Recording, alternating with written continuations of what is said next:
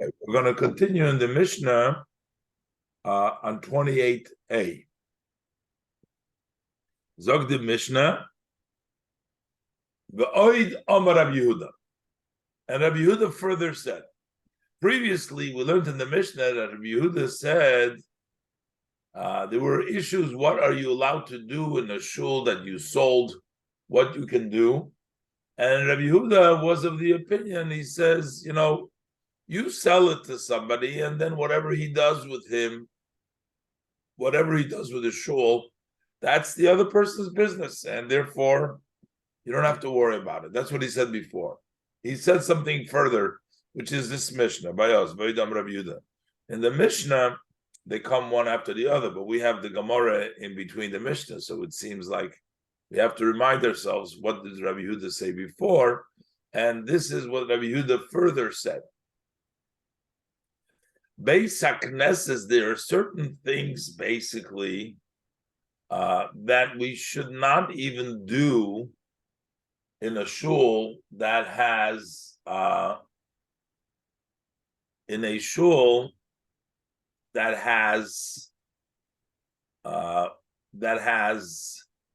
been destroyed. Before we were talking about special treat today. We were talking about respect for a shul. Previously, we were talking about respect while the shul was still in existence, and whether you sell it, what you can use it for. But in this case, we're talking about even a Beis HaKnesses shechorav, a shul that has been destroyed. So there is no more shul over there. It fell down, it fell in, or it's not usable. The following things are still not done in there. Notwithstanding, you still don't do the following things in there. Ein maspidin betoicha. First off, you do not eulogize inside over there. Even while a shul is in existence, we will learn later on that if we're talking about a eulogy, that for a Talmid Chacham, where there's a big crowd over there, then a shul is permissible to eulogize. But over here, we're talking about to bring in a body into the shul and to eulogize. That's not the proper thing to do, even though that the Beis HaKnesses has been destroyed. Another thing is, you can't just do in that shul, the destroyed shul, degrading things that are degrading for the shul. So he gives you one example. He says, "Ve'ein mafshilin b'toicha chavolim." Not sure how to translate the word mafshilin literally. Something, a work you do with ropes, maybe to stretch out, to pull out the ropes. That would be a degrading, using the shul, even though the shul is destroyed, but that would be using it for something mundane, things that are not proper for a shul to be used. And Rashi adds right away, this is only an example. V'hu hadin l'chol melachis. The same thing is true all work. You're not allowed to do work even though the shul has been destroyed. Can't do all kinds of work, any kind of work. Why does the Mishnah specifically talk about mafshilin chavolim? That means to stretch out the ropes, because usually you would need a lot of space, and you have to undo or stretch them. You would need a big space. The shul hall seemingly is a larger space, and therefore it uses this as an example. And so that's why Rashi says right away that v'hu hadin, that the same thing is true l'chol malachas, for all kinds of work. Even though the Mishnah said you cannot do the strings in there, but elo lefi shahapsholas chavolim tzorich mokoy beruvach poni. In order to stretch out these rope, you require a more spacious, empty space. And most of the time, ubeis haknesses godel hu veroyu umasmik lekach, and a shul is usually large enough, and it's fitting, and it's sufficient for that. So therefore, he gives an example. That why would a person want to do the ropes in the shul, like other kinds of work? Logically, why would he want to do it in the shul? Because other works do not require a big hole. But this type of work, he uses this as an example. You can't do it in the shul because it takes up. That's why people would be inclined to do it in a shul. So therefore, we're saying that you're not allowed to do it in the shul. But the same thing is true. You can't do any other work in the shul, even though we're talking about Beis HaKnesses Shecharav. We're talking about a shul that has been ruined, that has been destroyed. Another thing that you can't do, the ein poirsin letoichoi mitzudis. You cannot spread out traps into there. Basically, you may want to trap a deer or something into the shul to trap it. So you leave the door open and you put some things that are tempting, and then you closes the door. I'm giving that an example. Can't use the shul as a place to trap the animal, even after its destruction. Another thing that you can't do, the ein shoitchin al gagoi pedis. You don't spread out on the roof fruits. People in those days, they would dry the fruits over there, and different kinds of fruits, whether it's figs or grapes, they would dry them. So you put them on the roof where they can get all the sun, but you can't use the roof of the shul that was destroyed. Guess it was destroyed, but it still has a roof up there. You can't use that for that use. And also, ve'ein oisin oiso kapandria. You don't make it as a shortcut. We'll see. You don't use a shul as a shortcut. Say that the shul enters on one street, on one entrance, and the other side is another entrance. So you want to make a shortcut instead of walking around the shul or outside. You're working it as a shortcut. That is what's called a kapandria. You can't make a shul as a shortcut to save yourself to walk around. You can't do that to the shul. Well, but we're talking about basic Knesset. Why can't we do all these things? So the Gemara Mishnah brings down, Rabbi Yehuda brings down. It says Shenemar. The pasuk, when it talks about the destruction, it says V'hashimoisi es migdeshechem. I will make desolate your sanctuaries.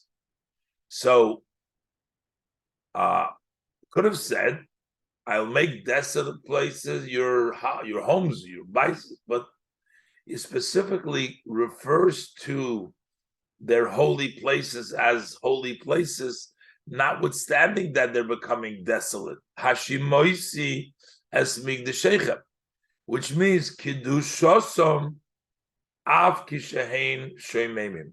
Their sanctity, the sanctity of the shul, even when they are desolate, they're destroyed, there's nobody there, yet they're still called Mikdashechem, they're still Kedusha. And because they're still Kedusha, you can't do any of these degrading things that were mentioned before in the Mishnah. And then finally, the Mishnah gives another halacha. Olu boy asabi. Now, because it was neglected, so grass overgrown over there. So he says, don't mow the lawn over there. Don't make it beautiful. Lo yitlish. You should not tear out. Don't mow the lawn over there. Don't tear them out. Let it be overgrown. Why? Mipnei agmas nefesh. Because of the pain that you will feel for the shul.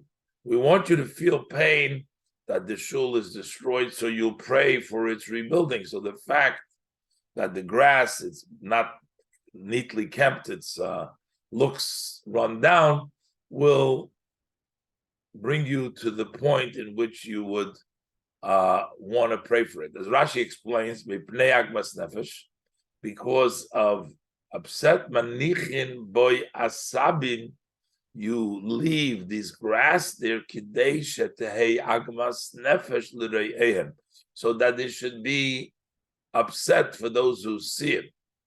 V'sheyazikiru es yimei binyone, they should remember the day when it was in its glory, when it was built.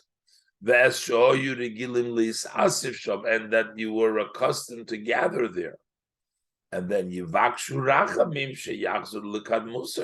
then they will ask for compassion from Hashem that it should go back to its old. So don't remove the old, don't remove the grass, let it be run down. So I guess one would think, since it's still considered sanctuary and we're not allowed to do all these things, maybe we should sort of also keep it nice as well. So he says, no, don't remove that. Just let it overgrow, because that way you will get to pray to Hashem that you want him to rebuild it, to bring back what it was in the past. That's the Mishnah, and I will do the Gemara. Zog the Gemara, Tan Rabbanon, we learned in the Braise. Bote knesiyes ein noyegim bahen kalus roish. Shuls, we do not conduct ourselves with lightheadedness. We don't lightly. What is the example? What would be a lightheadedness? And we'll see. This is talking about in the Braisa on the Gemara, is talking about while the shul is still functioning. It's a functioning shul. In a bat knesses, in a shul, you cannot conduct yourselves with lightheadedness, such as ein oichlin bohen. You don't eat in a shul. You can ask, how all the kiddushes take place in the shul if we're not supposed to eat there? We'll see in the Gemara, and it's also brought down in the Shulchan Aruch, that when you built the shul to begin with, if you built it on the condition that you'll make the kiddush in shul, or you can make a bar mitzvah, and you can, that's the reason why we always eat in the shuls today, because when we built them, it's like a multi-purpose. It's a functioning for various different occasions, so it doesn't have that sanctity that you're not allowed to do it. So, and therefore that's okay. But here we're talking about it was exclusively built for a shul, then you're not allowed to eat there. And Rashi says, these are not two separate things. It's not like you do not do lightheaded and you don't eat. No, these are, ein oichlin behen is the commentary, the examples, what it means, lightheadedness. The loy garsinan ve'ein oichlin, that would mean and we don't eat. No, the kula pirusha de kalus reish hein. They are all interpreting what is kalus reish, what is lightheadedness. What does it mean, light loshon kalus? What does it mean, light? That you make it light, that you disrespect it. That means kalus reish.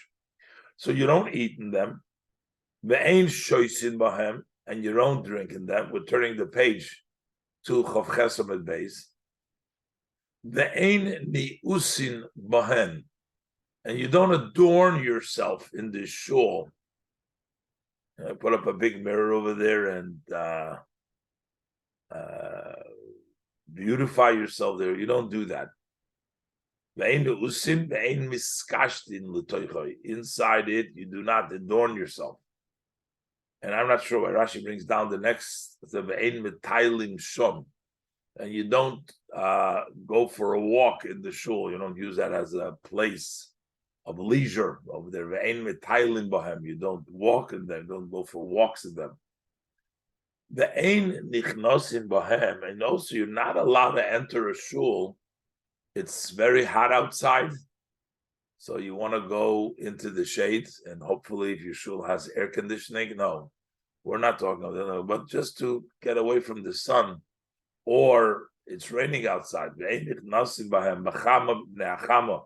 Whether it's in the sun because of the sun,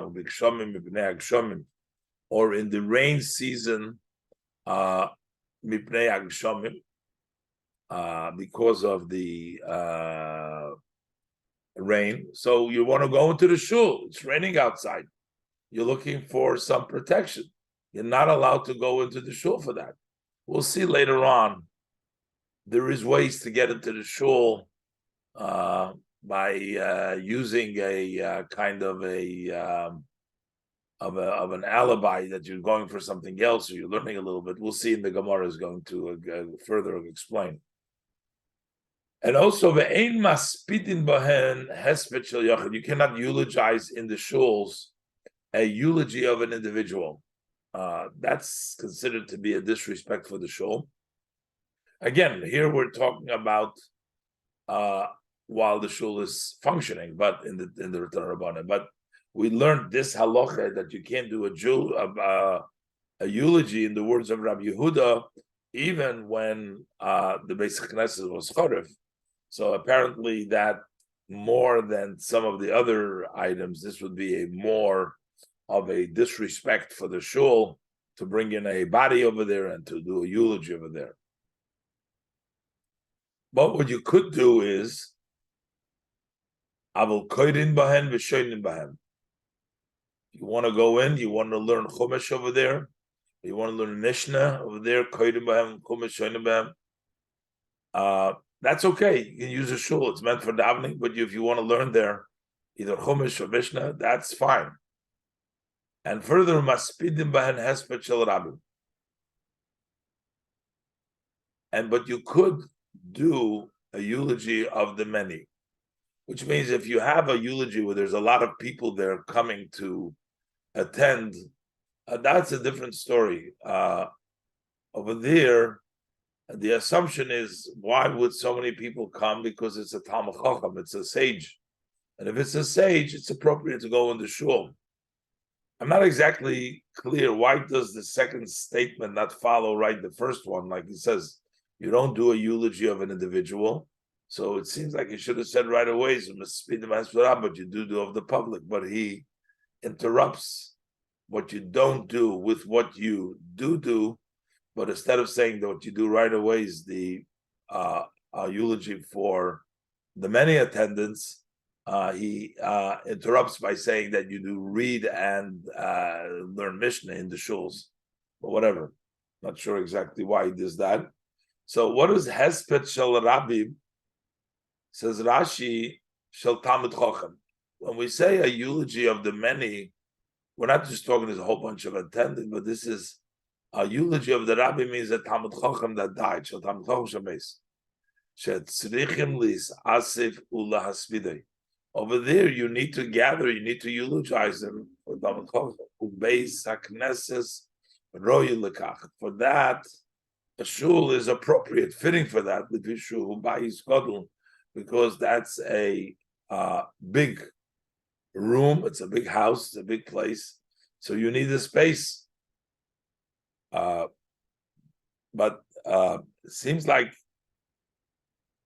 it's not just because there's a lot of attendance, it seems like because of the Talmid Chacham. The usual way is it's a Hesped Shel Rabbi is of a Talmid Chacham that died. We'll see a little bit more in the Gemara. Now, all these neglect the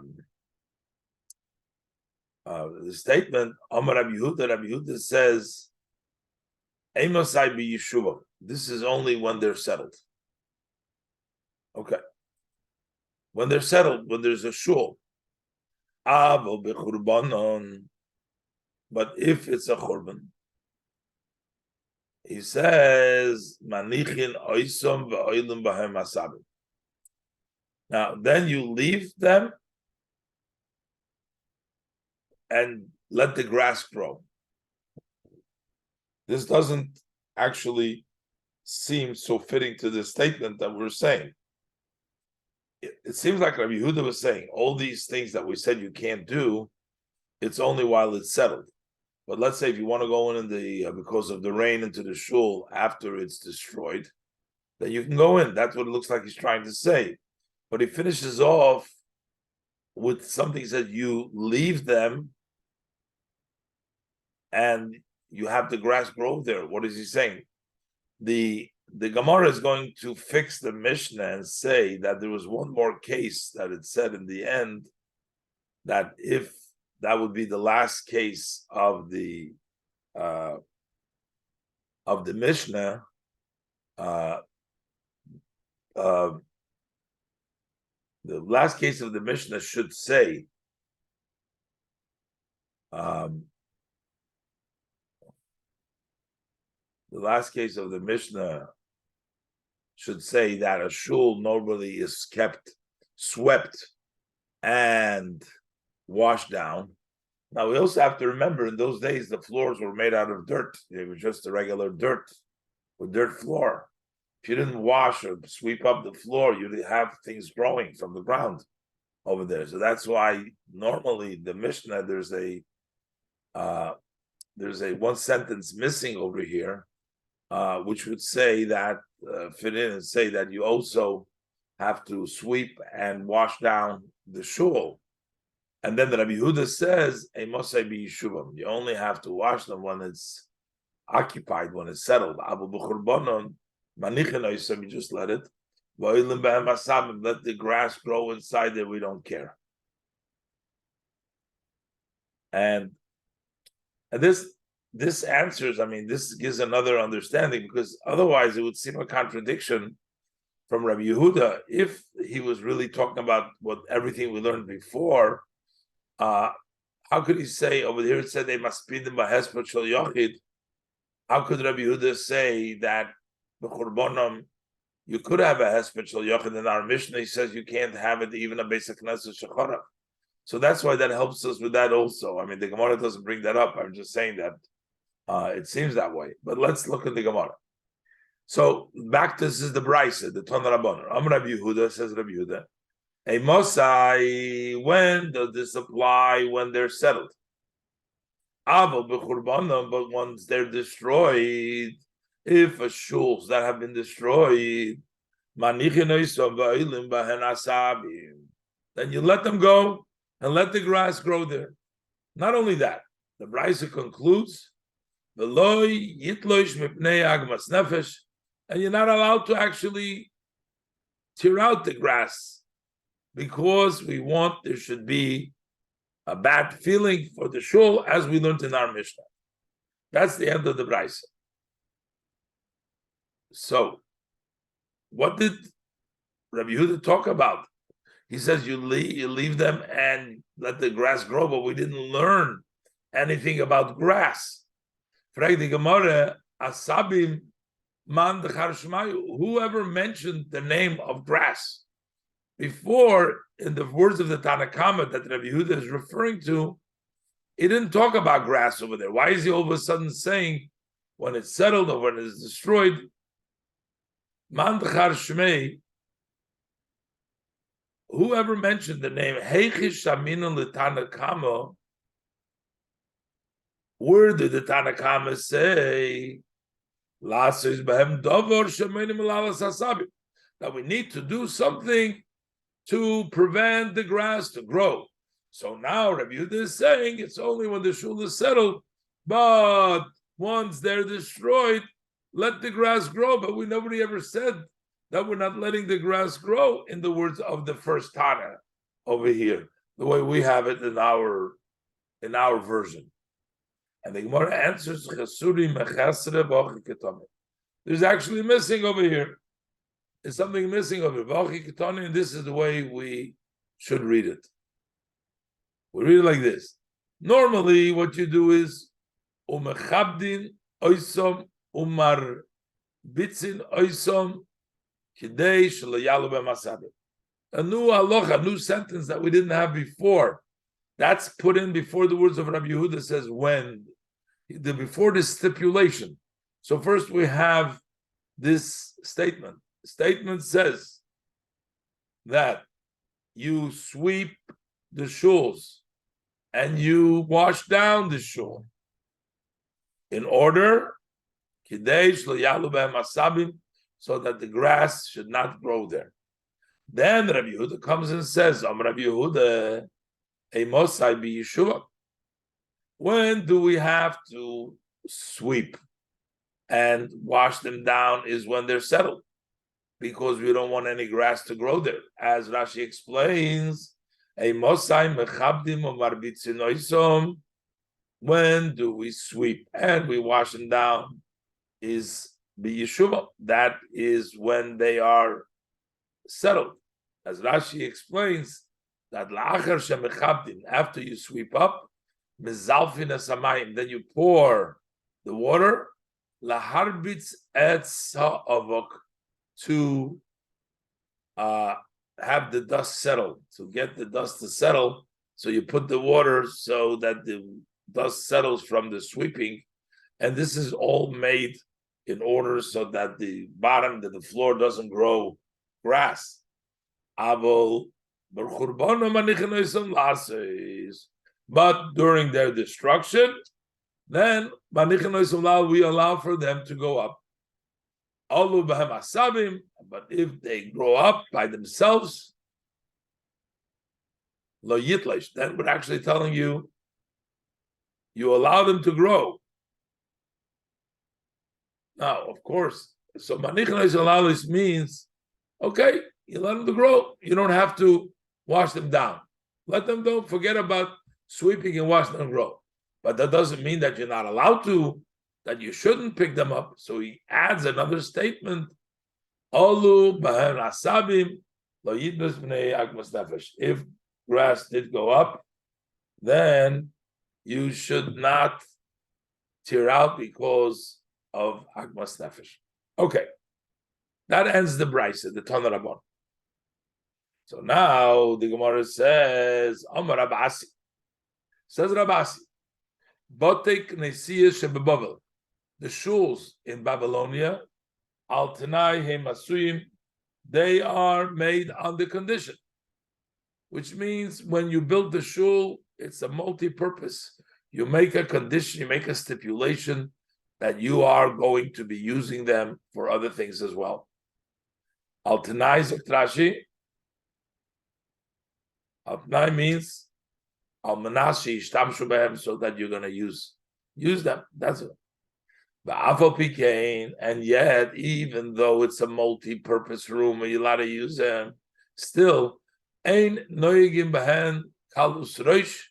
cannot act there frivolously. You can't act there lightheadedly in the shul. You still need to, even though it's a shul that is built on a condition, but it doesn't mean that you can do anything you want there. You can eat, drink, but don't act frivolously there.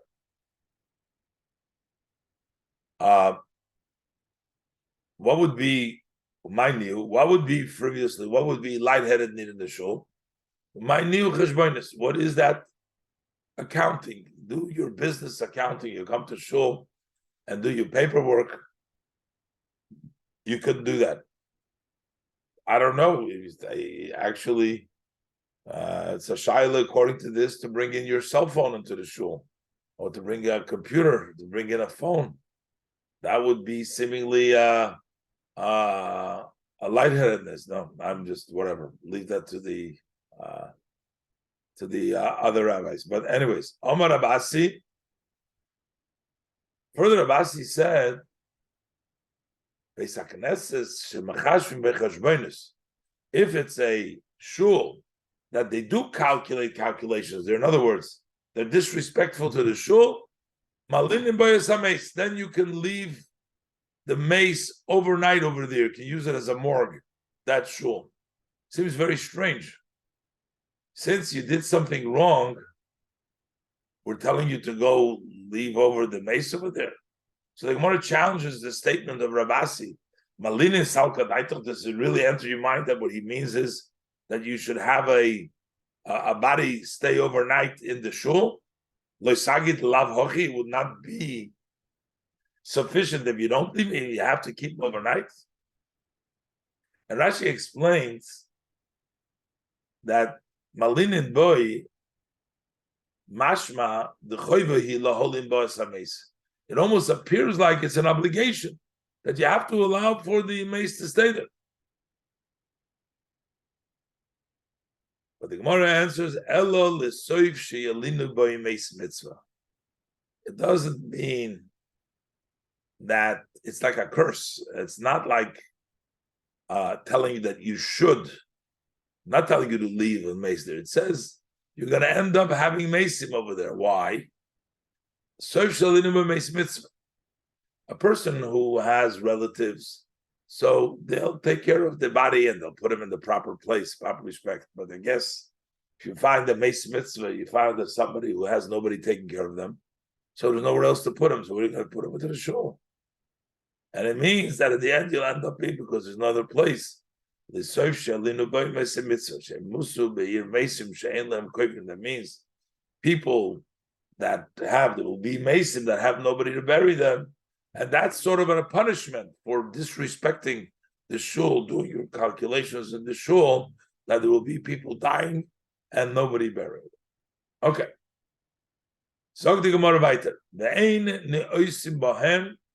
We say that what you're not allowed to beautify yourself in the shul. Omar Rava, says Rava,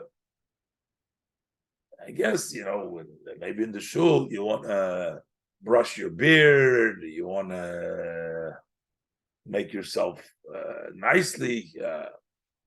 Says Rava, there's an exception. Chachomim, the Talmideim Mutovim. Sages and their cities and their students are permissible. And again, this is talking about even when there wasn't a condition. When there's a condition, you're allowed to do it. We just learned in the Bavel. This is going on the Mishnah. The Mishnah is talking about the Knesset when you're not allowed to do it. But it says if you're a sage and their students are permissible, even in that case. Why? The Amar Rabbi Shimon Levi. Rabbi Shimon Levi says, "My bi Rabbanon." Usually they call it the place of the rabbis, the home of the rabbis. The shul is referred to as a home for the rabbis. It's Beisod the Rabbanon. What does Bei Rabbanon mean? Beisod the Rabbanon, the home of the Rabbanon. That means you do everything what they do. It's their home. They can do things what they do in the home. My Bei Rabbanon. Zokt Rashi, Lama koirim bote medroshes Bei Rabbanon. Why do we call, this is called, we're talking about study halls. Why do we call study halls a house of the Rabbanon? Because that happened, that's their home for everything. So they're allowed to do that as well. Apparently that would apply to the Beis HaKnesses also, to the shul. Because we said already before, in the shul you're allowed to learn, you're allowed to Chumash and Mishnah, you're allowed to learn there. So Memele becomes their home there as well, apparently. And that's why they are permitted to beautify themselves in the shul. Further, we learned in the Mishnah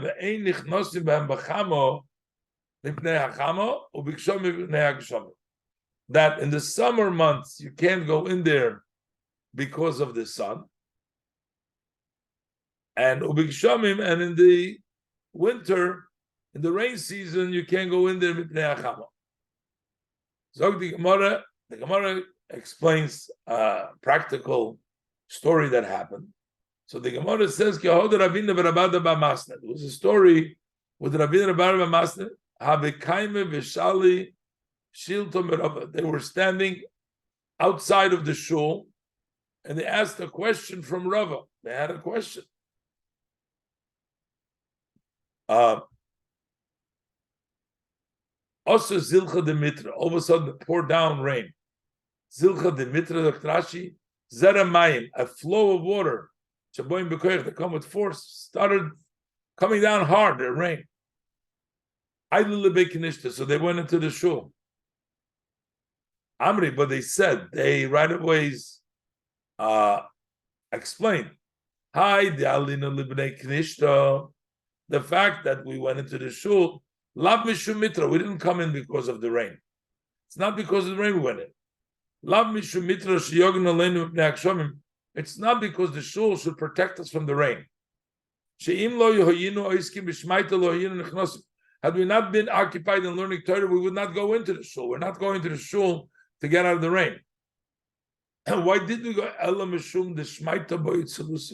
Learning needs a clarity, needs to be a clear, which means your mind needs to be in the middle of the rain. You can't think straight. You need to have your mind clear. Das sululo miyusheves. You need to have a clear and settled mind. b'klum machshava, that you should be not occupied your thought in anything. It needs to be clear, kiyoimo di istana, like a clear, beautiful day. It's the day when the north wind blows. There's not a cloud in the sky. That's how clear your head should be. So the reason we went into the shul was not to protect ourselves from the rain, but rather that was in order to be able to continue our study with clarity. Amalei Rabacha berei de Rava l'Ravashi. So Rabacha, the son of Rava, says to Ravashi, "I itztarich leinish lemikra gavrum b'nei knishta." What should a person do? Somebody's in the shul, you need to call him. You're not allowed to go into the shul for no reason. So what do you do? So Rashi, itzrich leinish lemikra gavrum b'nei knishta. What should he do? Since we're not allowed to go into a shul if it's not necessary, how am I going to go in there to call somebody when I don't really have a need to be in the shul? I just want to call him. Amalei. So he said to him like this. This is what we do. We'll just finish this piece and then I'm going to go down mincha today. We'll go a little earlier. He says like this. If he is a student, a Talmid Chacham, Leima Hilchasa. So let him go into the shul and say a law over there. So therefore, that would be counting that he went into the shul to learn. He didn't just go for no reason. So if you want to call somebody, go in there and say some halacha. Tanahu. If you're a Tana, you know Mishnayos only. Leima Masnisin. Let him say a Mishnah. Vikrohu. If he's somebody who knows Chumash. Leima psuka, let him do a pasuk. So learn something, say something when you go into the shul. Viloy, if you don't know, not to learn, not the Mishnah, you don't know anything, what do? Leima leili nuka, say to the child, Eimali psuka, tell me your pasuk. Because usually, as Rashi says, there were children learning in the shul. Leima liyanuka, shatinoikes hoyu regilim likris bebeis hakneses. The children were commonly reading and learning Chumash in the shul. So you'll probably find somebody there. So go in and tell me what's your pasuk, and then you call the person you need to call. Inami, or he says, another way to do it is, Nishi Purte V'Nekom. The Leilu, go into the shul and wait. And then get up. And then do what you're coming. So you're not coming in just for that purpose. So you come in to sit in the shul, just sitting in the shul, even though it's not anything other than just sitting in the shul, that would also be appropriate. Okay, so we're going to leave it over here. And